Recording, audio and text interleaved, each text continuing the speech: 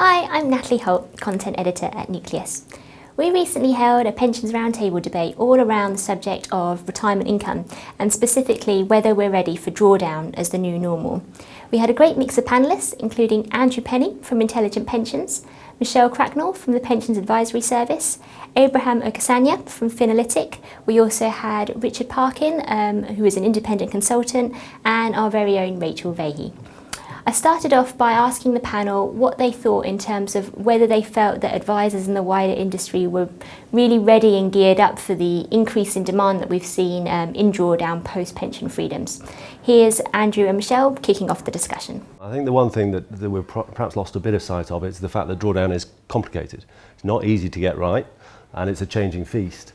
So while I think advisors are there and are geared up to do it, they're geared up to do it for a particular market. So I think there's a market that's missing out, which is the smaller pots who want to access drawdown, who can't afford the advice that's there. And I think some of the FCA data does highlight some worrying trends about what's happening with people using drawdown and their understanding of drawdown.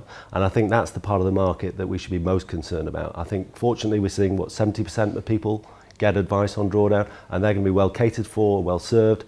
It's the 30% that aren't getting advice who are really open to the scams, the making mistakes, and we're seeing evidence of that, and that's going to store itself up by people running out of money, unfortunately. Yes, I think with pension freedoms, people are looking to access their pot. They don't want an annuity for no other reason than they've heard it's bad, so they don't even consider it, it's off the table.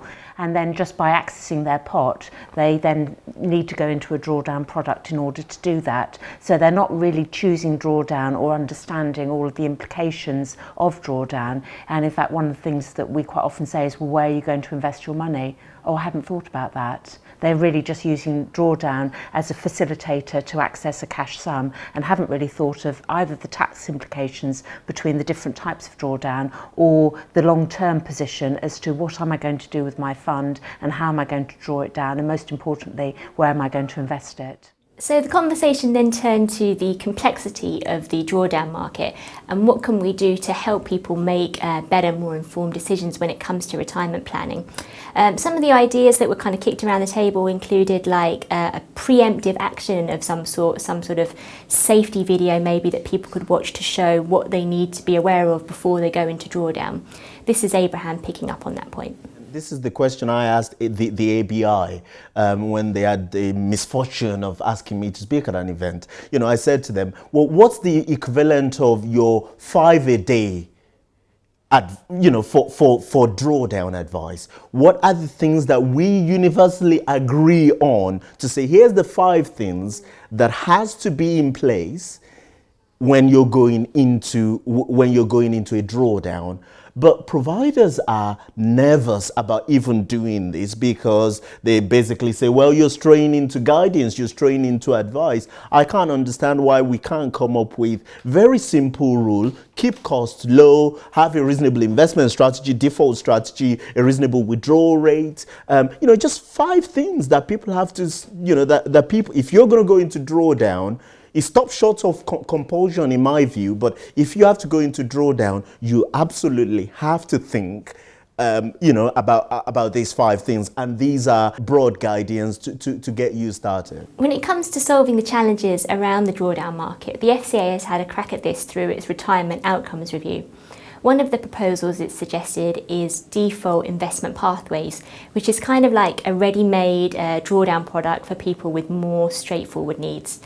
Richard Parkin picked up on this idea and really liked it, but he kind of went on to explain why some of the ideas around pure defaults into drawdown wouldn't be the best idea. So I can see a good argument for default investment pathways, which is what the FCA originally talked about in the Retirement Outcomes Review. So I always talk about there being probably 3, maybe 4 different types of drawdown investors. You've got the guys who want to get the money out very quickly. For them, some sort of short-term cash investment is probably going to be right. You've got the guys who are going to leave the money behind for the next generation, so they're more growth-oriented. And then in the middle, you've got either people who are taking ad hoc lump sums, or those who are actually trying to create sustainable income, and they need a mixture of growth, but also some sort of volatility management. So you can see how, having decided which one of those types of drawdown you can design a default investment pathway. And I think that would be good for notwithstanding what Abraham said, that would be good for non-advised investors to have at least some direction around it. But you still got to get, I think a few people have made this, Michelle made the point, you've got to get people to understand what it is they want, and defaulting people into one of those buckets is just not the right way to go. They've got to understand retirement is so peculiar and so individual that just pushing people, this is how we got here in the first place, because we were just chucking people into annuities, you know, when that probably wasn't the right thing for them, and on top of that they weren't always getting the best value, but you know, to go back to that with drawdown, I think we're just going to make the problem far worse than it ever was before. The conversation then moved on to default guidance and whether it had a role to play in terms of signposting people to advice.